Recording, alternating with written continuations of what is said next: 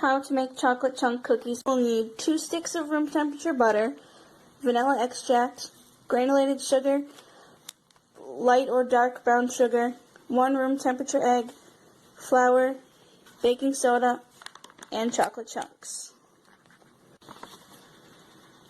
Combine your 2 sticks of room temperature butter, 1 teaspoon of vanilla extract, 3/4 of a cup of sugar, 3/4 of a cup of firmly packed brown sugar, and 1 egg until smooth and creamy. Next, add 2 1/4 cups flour and 1 teaspoon of baking soda.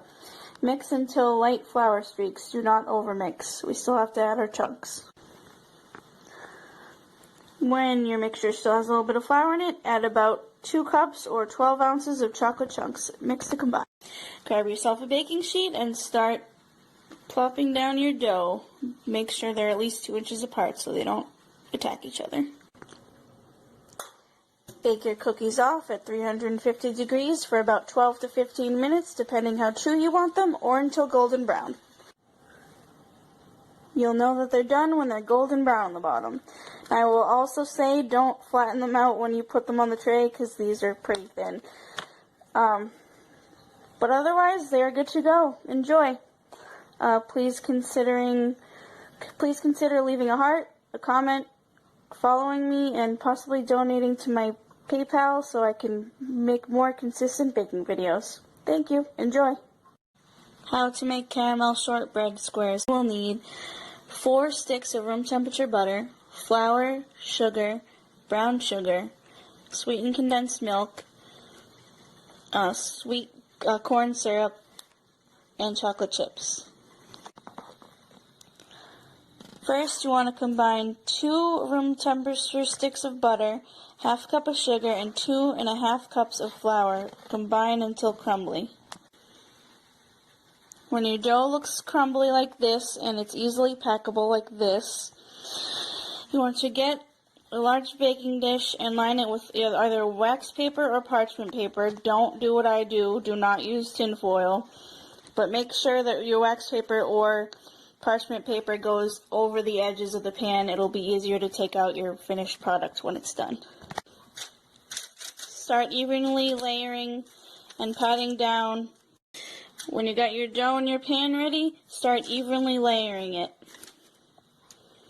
Your dough. When it's a nice thick packed down layer, you want to bake it off at 350 degrees for about 25 minutes or until it's pale golden. Meanwhile, we're going to start a caramel layer.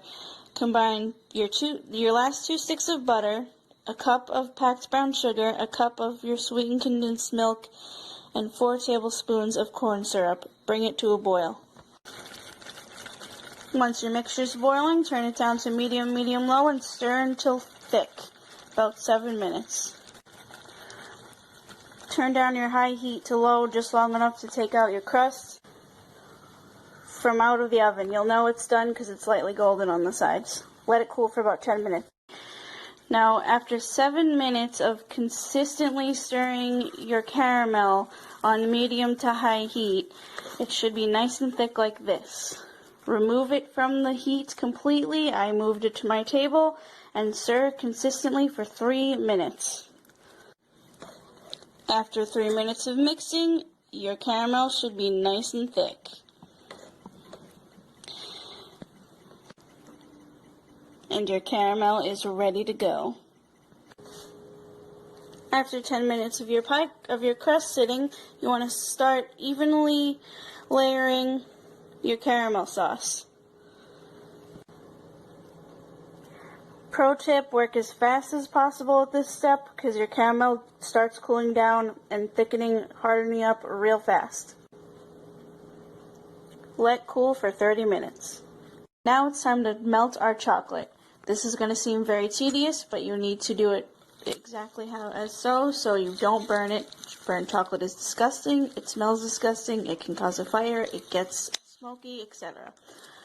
You want to melt it in your microwave for 1 minute, take it out, stir it, put it in for another 20 seconds, stir it, maybe another 20 seconds, stir it again, maybe drop down to 10 seconds, stir it, another 10 seconds, stir it.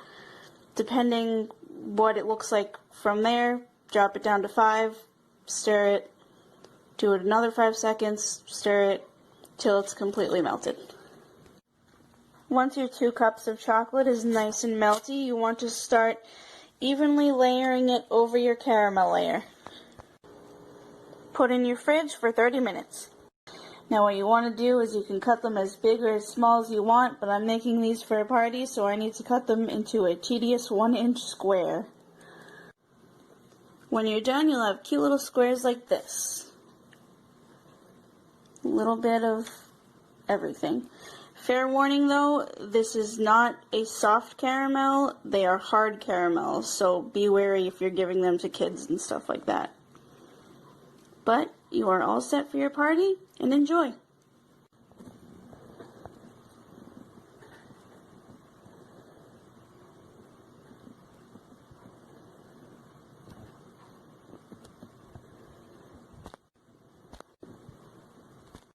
How to make lime snowball cookies. First, you want to beat 2 sticks of room temperature butter with a half cup of confectionery sugar. Beat until smooth. Mix in 2 tablespoons of lime juice, zest from 1 lime, and a half teaspoon of lime oil. I didn't add the zest because personally I don't like it, but if you want to give it a shot, go ahead. It actually enhances your baked goods. Mix until well combined. Beat in half a cup of cornstarch and 1.5 cups of flour until nice and combined. Remember, flour streaks are okay. Do not overmix. Now you guys can skip this step if you want to, because since it's Halloween tomorrow, I'm going to add some food coloring to make these fun. Now you want to chill your dough in the fridge for a minimal of 47 minutes up to 3 days. This is called aging the dough. It will help your cookies taste a lot better, even like more enhanced, as well as keep their shape when you bake them in the oven.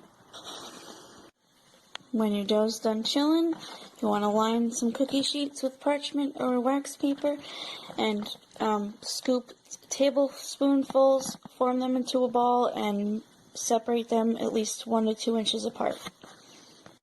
So I tried making the orange ones look like pumpkins, so we'll see how those turn out. That's all part of the fun and experimenting after all. So you want to bake these off at 350 degrees for about 20 to 23 minutes. Once your cookies are done cooling down, take a sifter and some powdered sugar and sprinkle them on top. Enjoy!